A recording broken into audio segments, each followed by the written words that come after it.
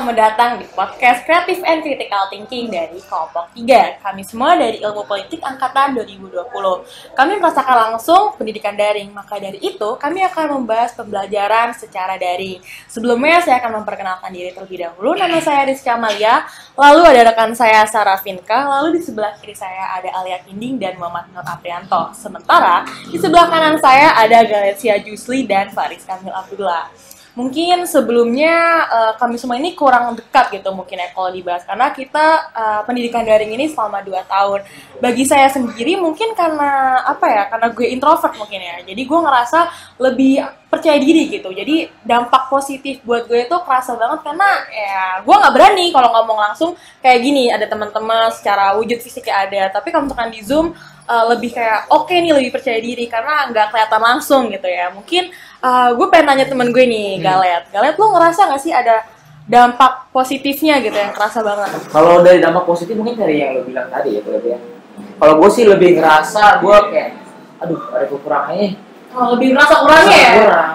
Karena kan dari yang kita lihat sendiri kayak di lingkungan gue sendiri tuh ada kayak kesenjangan pendidikan terjadi, terus dampak psikologis tuh gede banget nih dari pelajaran daring ini. Kan dari yang kita tahu kayak banyak anak-anak muda sekarang yang kayak kena mental health segala macem. Terus banyak putus sekolah juga yang terjadi. Itu kayak berdampak besar lah pendidikan daring ini kalau bisa dilihat. Benar. Bahkan kayak ada juga anak-anak tuh yang nggak bisa ngelanjut sekolah karena masalah kuota gitu kan. Tapi kayak pemerintah itu udah ngasih bantuan kuota nggak sih, Sar? Karena kita sendiri juga ngerasa ada bantuan kuota gitu kan. Nah, bener banget nih apa yang dibilang Amel barusan. Jadi tuh gue pernah baca salah satu artikel nih yang ngebahas tentang ada 5 bantuan inti yang udah dikasih sama Kemendikbud nih. Nah, yang pertama ada bantuan subsidi kuota dengan total anggaran sebesar 6,8 triliun. Nah, bantuan kuota data internet ini telah diterima oleh 26,8 juta penerima tahun 2021 dan 35,6 juta tahun 2020. Nah, kita nih sebagai mahasiswa kan kita juga termasuk mahasiswa yang di online juga nih kan nih kuliahnya. Iya. Ya kan? Nah, Apri sendiri gimana nih? Apakah kuota yang dari pemerintah nyampe nggak sih dan apakah efektif gitu? Kalau misalkan gue sendiri ya untuk subsidi kuota itu gue nyampe, cuman mungkin ada kendala-kendala soal jaringan lah kayak gitu. Oh, berarti ada kendala jaringan. Ada ya. Oke, dan bantuan kedua ada juga nih, yaitu bantuan uang kuliah tunggal atau biasa kita sebut UKT dengan total anggaran sebesar 2 triliun bagi 419.000 mahasiswa dari PTN dan juga PTS yang terdampak pandemi COVID-19. Kita tahu juga nih, kampus kita kan salah satu kampus yang berada di daerah yang klaster COVID-19-nya gede juga nih ya. Banget naik gitu ya, banget. rame banget gitu. Nah, jadi dari Galet sendiri, kampus kita nih ada nggak sih bantuan UKT gitu? Apa dapat gitu? Kalau dari bantuan UKT yang gue dengar mungkin ada baru orang dapat ya. Cuma dari gue sendiri yang ngerasain gue nggak dapat bantuan. Mungkin apa perlu diajuin kali ya kayak gitu, kayak malah ngasih keluhan gitu, mungkin dibantu pemerintah gitu ya. Oh, jadi ada bantuannya, cuman ada prosesnya ya Iya, untuk mendapatkan bantuan. Ada alur birokrasi. Iya, benar. Dan biasanya alurnya itu agak belibet ya. Iya. Oke, dan yang ketiga ada juga nih bantuan subsidi upah sebesar 3,7 triliun diberikan ke 2 juta pendidik dan tenaga kependidikan bagi guru non-PNS. Berarti kayak guru honorer nih ya. Iya. Cuman kita nggak secara langsung nih ngelihat kayak ini guru honorer ini dapat nggak sih bantuan dari pemerintah gini. Jadi kita skip tuh yang itu. Yang keempat, Kemendikbud juga memberikan realokasi anggaran nih sebesar 405 miliar untuk peningkatan kapasitas 30 rumah sakit pendidikan dan fakultas kedokteran di PTN dan PTS. Jadi dia kayak ngasih APD dan juga RT-PCR. Berarti baik banget ya sampai peduli gitu. Iya, mungkin untuk menekan angka COVID juga kali ya dipergunakan itu rumah sakitnya gitu ya. Bagus juga berarti programnya. Yang kelima ada juga nih dukungan pengendalian COVID-19 dengan menerjunkan 15.000 mahasiswa sebagai relawan. Selain itu, melalui program Kampus Merdeka Mengajar, Kemendikbudristek juga memberikan kepada 8.351 sekolah di 34 provinsi. Nah, dari Alia Kinding sendiri nih, tahu nggak sih ada program kampus mengajar gitu dari pemerintah? Sebenarnya gue sendiri sih pernah dengar ya, tapi gue pribadi Belum pernah nyobain. nggak nyobain dan belum mengajukan kali ya. Oke, berarti ini secara tidak langsung, ini sosialisasinya udah nyampe ya ke orang-orang. Cuman belum banyak yang tertarik. untuk mencoba kampus mengajar ini. Oke. Jadi jatuhnya kayak untuk mengatasi learning loss yang selama pandemi ini kan kita belajarnya cuma online aja. Jadi pemerintah ngebuat nih kayak banyak bantuan gitu, kayak misalkan tadi kampus mengajar gitu kan. Tapi di satu sisi yang gue lihat itu pemerintah bentuk dampak nyata langsungnya itu dia bikin jatuhnya kayak kurikulum baru gitu. Mungkin kurikulum barunya itu untuk mencegah untuk memperbaiki learning loss kali ya, Mil ya? Ya, mungkin itu bisa jadi salah satu cara ya untuk membahas lebih jauhnya apakah kurikulum tersebut dapat mengatasi learning loss. Mungkin dari Apri sendiri bisa menjelaskan sedikit apa sih itu learning loss? Ya. Sebelum masuk lebih jauh nih, kita juga harus tahu dulu nih learning loss itu apa kan. Jadi learning loss itu adalah istilah untuk merujuk kepada sebuah kondisi di mana para siswa ataupun mahasiswa itu kehilangan sebagian kecil atau sebagian besarnya tentang materi-materi yang sudah diajarkan. Biasanya itu disebabkan karena kurangnya interaksi nih antara pengajar dengan para murid gitu. Kan dari yang kita tahu juga selama COVID-19 kan interaksi antara pengajar dan murid kan hanya sebatas lewat virtual aja kan. Iya. Ya, itu juga menjadi faktor utama ya pastinya adanya learning loss karena PJJ yang berkepanjangan hampir 2 tahun kita terdampak COVID-19 dan mungkin faktor-faktor lainnya seperti kemampuan literasi digital pengajar dan siswa yang masih belum maksimal karena kita juga tiba-tiba dilanda COVID, tidak punya persiapan untuk dadakan nggak punya persiapan untuk PJJ gitu kan dalam jaringan segala macam. Ya itu yang membuat bisa dibilang psikologis guru dan pengajar dan yang diajar juga belum siap dan kaget gitu. Dan juga kan banyak pengajar yang sudah tanpa kita mengecilkan pengajar yang masih muda banget dan ilmunya itu mereka belum dapatkan yang udah senior gitu kan. Jadinya kita udah terlalu banyak ilmu baca cuma kita nggak bisa praktek langsung ya kan. Benar. Mungkin ya harusnya pemerintah juga melakukan sosialisasi mengenai literasi digital nih kepada para guru-guru yang sudah mempunyai umur lah, yang sudah lumayan sudah senior gitu. Ya mungkin ya gimana ya kalau misalkan kayak gini kan jatuhnya nggak ada pihak yang bisa disalahkan gitu kan karena tiba-tiba pandemi dan ada PJJ. Tapi seenggaknya pemerintah itu yang gue tangkap itu mereka udah ngangkat isu learning loss yang udah terlalu tinggi ini gitu kan. Mereka udah pengen ngangkat ke G20 gitu kan. G20 itu kayak jadinya mereka pengen ngebahas kayak learning loss ini penting untuk dibahas gitu karena udah lama banget kita PJJ 2 tahun banyak ilmu yang harusnya kita praktek gitu. Contoh kita ilmu politik, kita tuh perlu gitu loh kayak ngerti gimana cara implementasi kebijakan publik dan output inputnya dari masyarakat gitu ya. Sedikit masuk ya.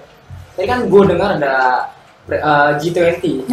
Bahkan gue baca nih ada artikel ini bilang kalau tahun ini presidensi G20 Indonesia itu mengangkat visi recover together, recover stronger. Waduh, keren banget tuh visinya. Membangun bersama.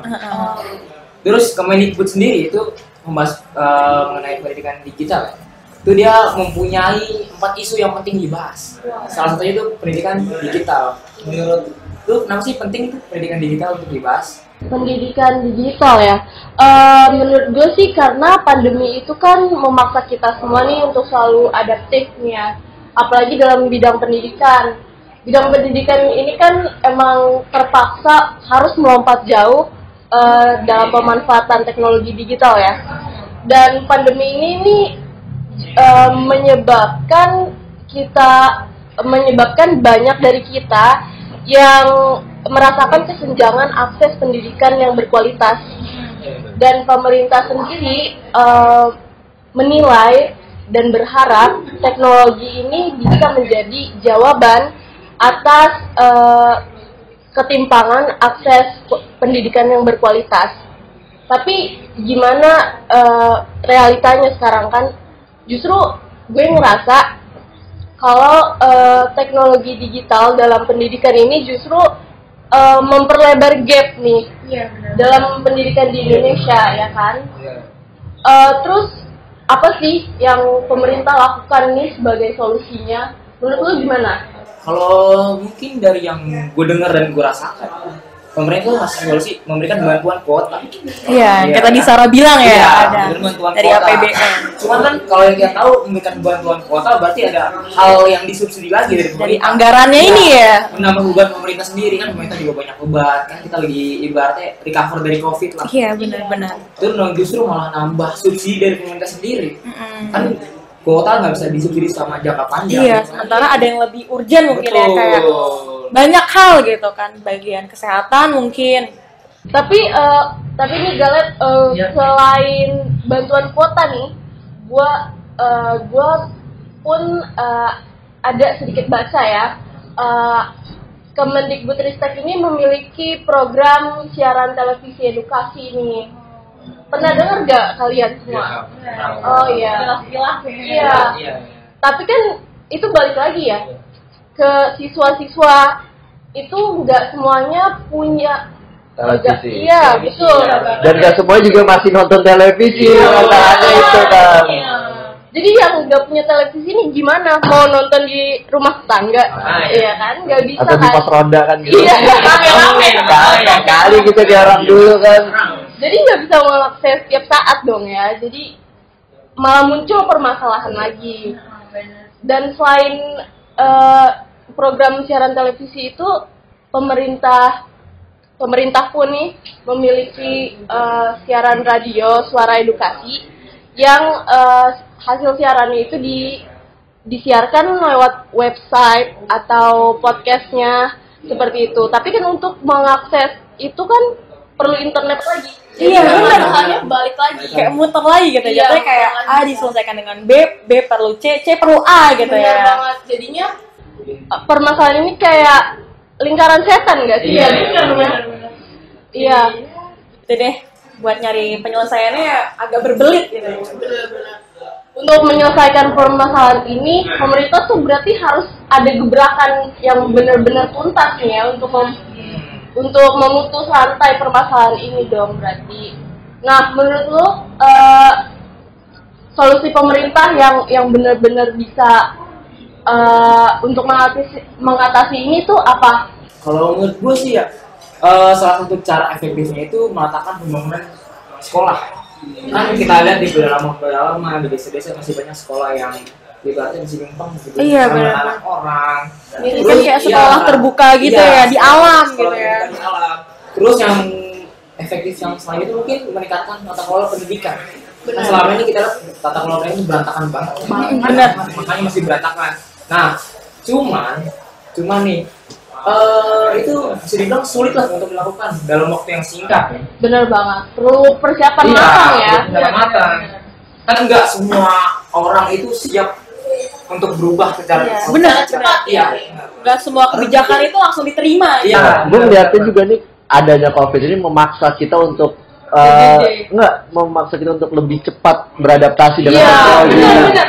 Iya kan, yang harusnya kita harus kalau di games ini kita harus level 2 dulu, ini kita langsung disuruh level 100 nih dari level 1. Benar. Gitu.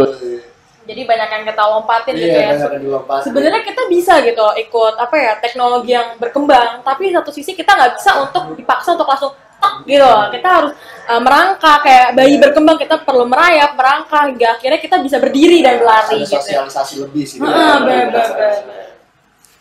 Mungkin ya dari pendidikan kita kan perlu belajar gitu. Sementara kalau kita buat dapat pendidikan sendiri, kita juga harus belajar teknologinya ini. Jadi kayak kembali lagi lingkaran setan. Mungkin ya tujuan pendidikan itu adalah untuk memberikan ya ilmu gitu, memberikan pelajaran gitu. Sementara ya di satu sisi juga adanya pendidikan jarak jauh ini, PJJ ini juga memerlukan teknologi yang maju yang malah memberikan kesenjangan sosial gitu. Dimana tadi Galet sempat singgung kalau ada anak yang nggak punya laptop atau yang kayak Kining bilang ada anak yang nggak punya kuota, nggak punya TV, itu tuh malah bikin adanya gap di masyarakat gitu. Mungkin ya oleh karena itu kita tuh perlu gitu mengejarkan pendidikan gitu, kayak kita perlu menekan sebuah inovasi baru dari pemerintah. Mungkin dari kelompok kami segitu aja kali ya yang bisa kita sampaikan, karena ya kita keterbatasan waktu. Mungkin kalau teman-teman ingin berdiskusi bisa bertemu di episode selanjutnya, insya Allah ya. Sekian dulu kali ya. Assalamualaikum, dadah semuanya.